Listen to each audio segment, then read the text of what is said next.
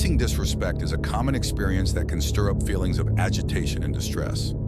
Fortunately, the Stoics offer valuable insights to tackle this challenge. Today, we'll delve into 15 Stoic lessons aimed at empowering you to effectively handle disrespect. But before we begin, I want to express my gratitude for tuning in. Don't forget to show your support by liking this video. And if you haven't already, consider subscribing and hitting the notification bell for more transformative Stoic wisdom. Number 1, stay composed and refrain from retaliating. When faced with insults, dismissals, or provocations, the instinct to react angrily and seek vengeance can be strong. However, responding in kind will only escalate matters. Instead, take a moment to breathe deeply and collect yourself when you feel your temper rising after being disrespected. Try counting slowly to 10 or pressing your tongue against the roof of your mouth. These techniques can swiftly soothe your nervous system. Keep in mind that responding aggressively, even if it feels justified in the moment, usually exacerbates the situation in the long run. It's wiser to regain control of yourself before considering a response, if one is even necessary. Moreover, resist the temptation to seek revenge once your emotions have cooled down. Retaliating in a passive-aggressive manner only perpetuates the cycle of disrespect. As Marcus Aurelius wisely observed, the optimal reaction is to avoid stooping to the level of the wrongdoer. Uphold your own principles and treat the other party with respect, even if they fail to reciprocate. Your exemplary behavior can ultimately help diffuse tense situations through patience and self-discipline. Strive to be the calm amidst the storm of disrespect. This level-headed demeanor often resolves volatile conflicts more effectively than reactive anger. Number 2, consider the source. As Seneca stated, "He who takes offense when no offense is intended is a fool. Yet he who takes offense when offense is intended is also a fool, for the wise man ignores insults." When someone is insulting or demeaning, pause to reflect before reacting. Is their behavior a reflection of their own pain, insecurity, or ignorance, rather than an accurate judgment of you? Do they have unresolved issues skewing their reactions? In scenarios like customer service, recognize that disrespectful behavior often arises from stress, rather than anything to do with you. Do not take transient interactions personally. Compassion for their suffering can help you let go of offense. More broadly, consider how people's perceptions and assumptions tend to say more about them than about external reality or others.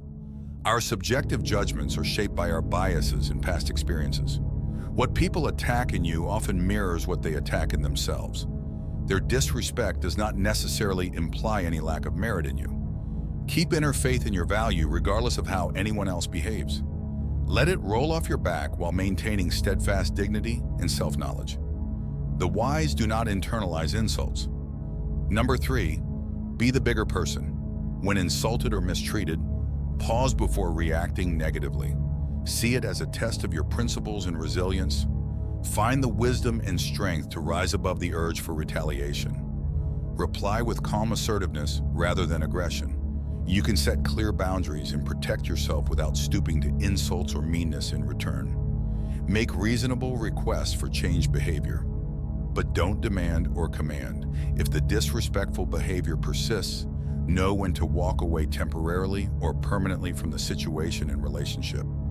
But do so with integrity, not explosive venting or passive-aggressive parting shots. Maintaining poise and respectfulness when provoked transforms not just the conflict but your own character. Each difficult interaction contains an opportunity to demonstrate principles of understanding, patience, and courage. As Marcus Aurelius wrote, "To bear trials with a calm mind robs misfortune of its strength and burden." Disrespect loses its power to disturb you when you face it with virtue. Lead by uplifting example. Number 4, focus on what you can control. As Epicurus said, "It's not what happens to you, but how you react that matters." When insulted or mistreated, avoid wasting energy on trying to change the other person or ruminating endlessly about the situation. You cannot dictate their attitudes or behavior, but you have full agency over your response. Ask yourself constructive questions like, how can I handle this with composure and ethics? What can I learn from this about myself and my principles? What is the most dignified way to move forward? Channel your power into the sphere of influence available, staying rooted in values, acting with integrity, calmly advocating for fair treatment when viable, and controlling the message you tell yourself. Of course, seek to improve circumstances through reasonable action when feasible, but without attachment to controlling uncontrollable things like someone else's conduct. Serenity comes from focusing only on what is within your power. Disrespect may be unavoidable at times, but you always can choose whether to respond with wisdom and principle or react with disturbance and blindness. Your control begins within. Number 5, accept that you cannot please everyone. No matter how kind, skillful, or wise you are, some people inevitably will be disrespectful or dislike you. This is beyond your control. Reflect carefully on the root causes when someone treats you disrespectfully. Why does their behavior perhaps stem from vastly different values, worldviews, and experiences, rather than anything about you personally? Remind yourself, people have a right to their preferences and opinions, even if they differ from your own. You need not take differences of taste as personal affronts. There are countless factors outside your influence, of course. Reflect on feedback to consider if you have room to improve your conduct. But not all criticism is fair or accurate. Discern mindfully which reflects inner issues of the critic versus your own shortcomings.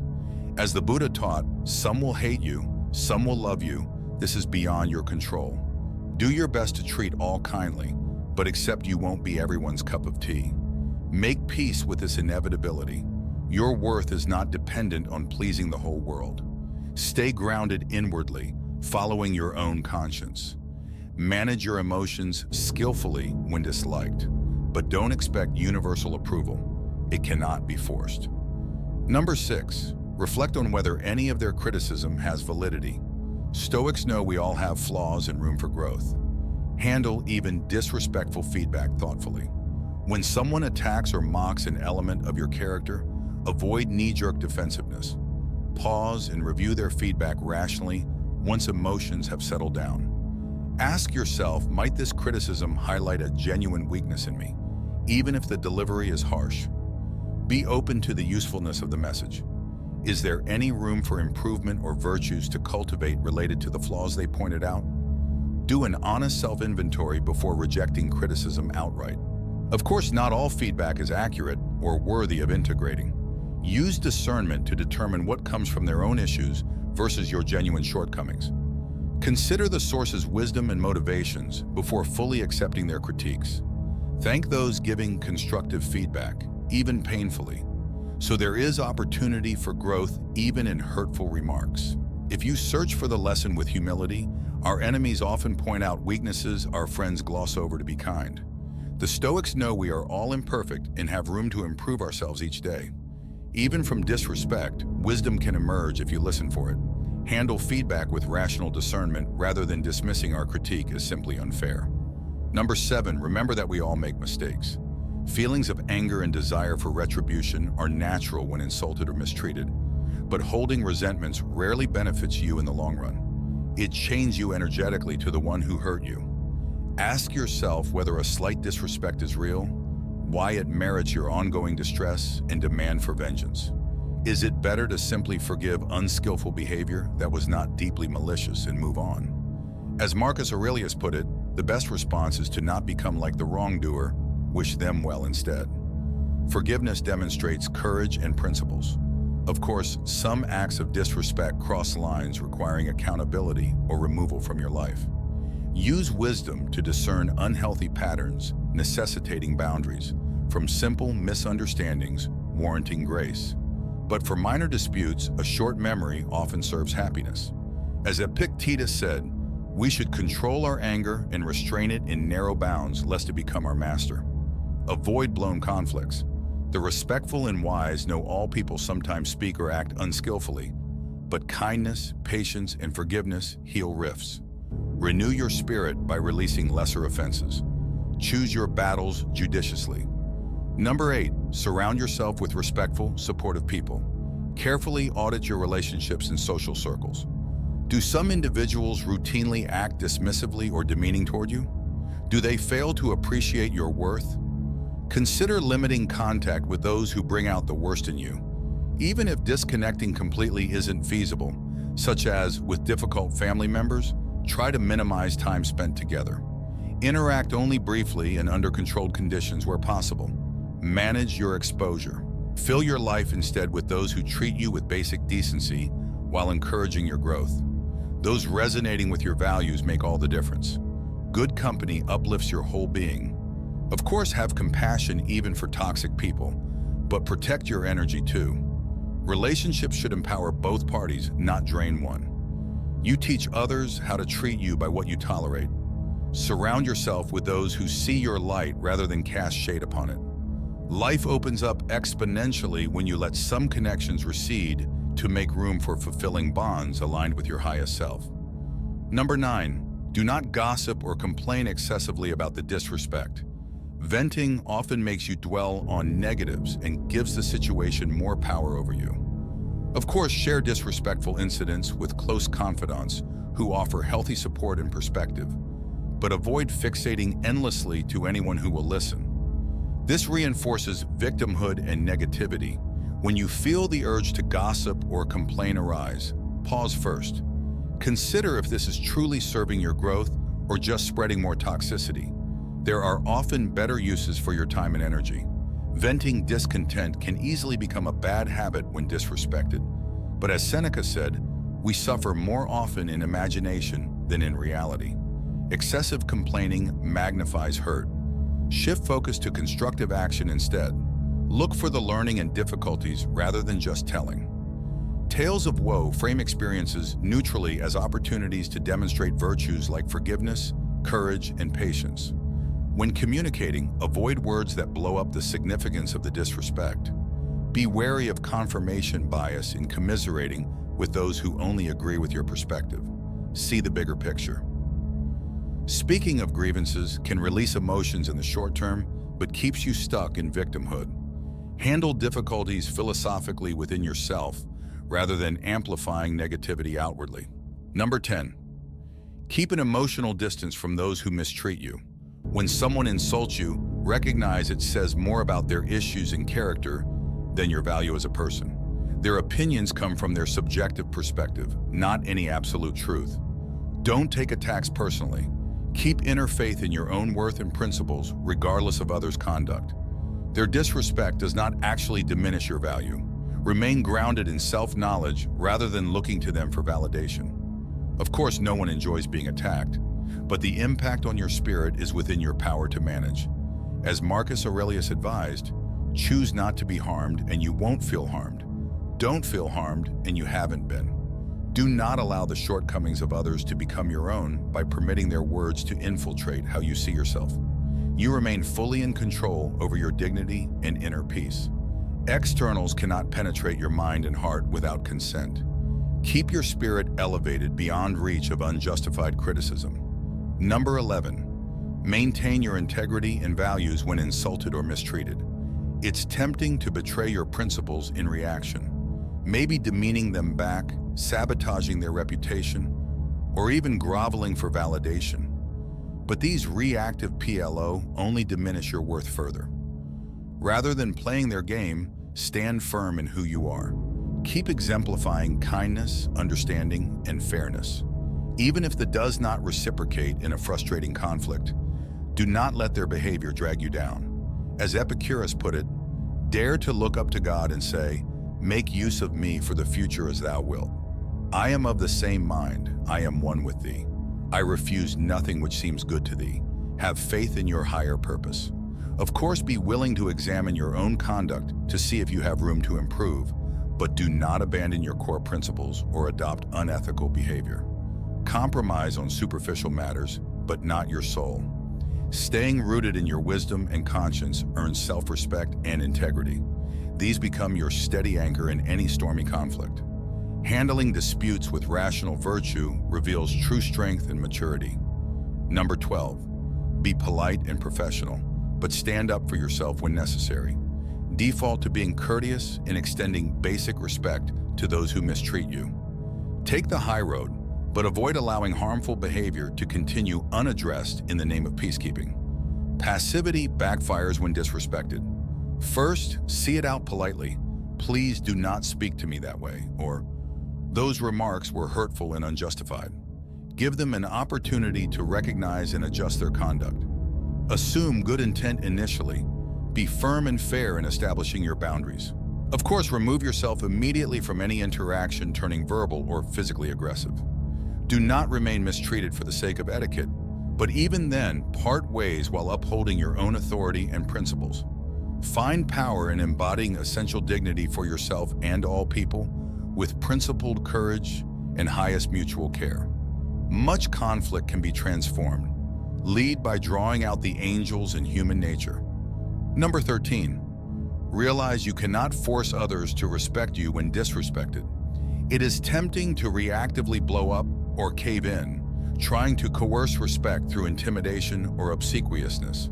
But these strategies undermine self-worth. Further, authentic respect cannot be compelled. Understand that other people's choices to be polite or not ultimately stem from their own judgments and inner state. Your attempts to control their behavior externally only lead to frustration and loss of personal power. Focus instead on self-respect, upholding your own standards of integrity independent of how anyone else chooses to act. Lead by example through demonstrating principled, rational responses that speak for themselves. As Gandhi said, "I cannot teach you violence, as I do not myself believe in it. I can only teach you not to bow your heads before anyone, even at the cost of your life." Stand tall internally. When you remain composed and ethical amidst mistreatment, you earn self-respect through courage and virtue. Your inherent dignity shines bright enough to inspire it in others. When conditions allow, nurture it first within. Number 14, focus on the positives. When insulted or mistreated, it's easy to fall into self-pity and dwell on negatives. But wallowing in victimhood tends to breed more unhappiness, not conflict resolution. Counterbalance it with gratitude. Make a list of your positive qualities and valuable contributions. Remember all the people in your life who do love, respect, and support you. Review your achievements and capabilities. Consider the disrespectful person's own positive attributes as well. Their flaws likely coexist with good intentions and virtues. In areas you lack information about, assume fundamental human dignity. Sit with the reality that you have gifts to offer and are worthy of respect just for being you, but release attachment to receiving it from every person. Peace comes from within, not needing validation. Focusing on the light during times of darkness provides perspective and protects against distorted thinking. Be proud of your merits while having compassion for those unable to appreciate them fully, at least for now. As Carl Jung put it, "I am not what happened to me. I am what I choose to become." Your circumstances and treatment do not define your worth. Shine on undeterred. Take the long view on life's ups and downs. When embroiled in conflicts or mistreated, recall times in your past you overcame similar trials, even if they felt devastating in the moment. You are stronger than you know, this too shall pass. Look at difficult scenarios as opportunities to demonstrate principles of understanding, resilience, and grace under fire. How you respond defines you more than what happens.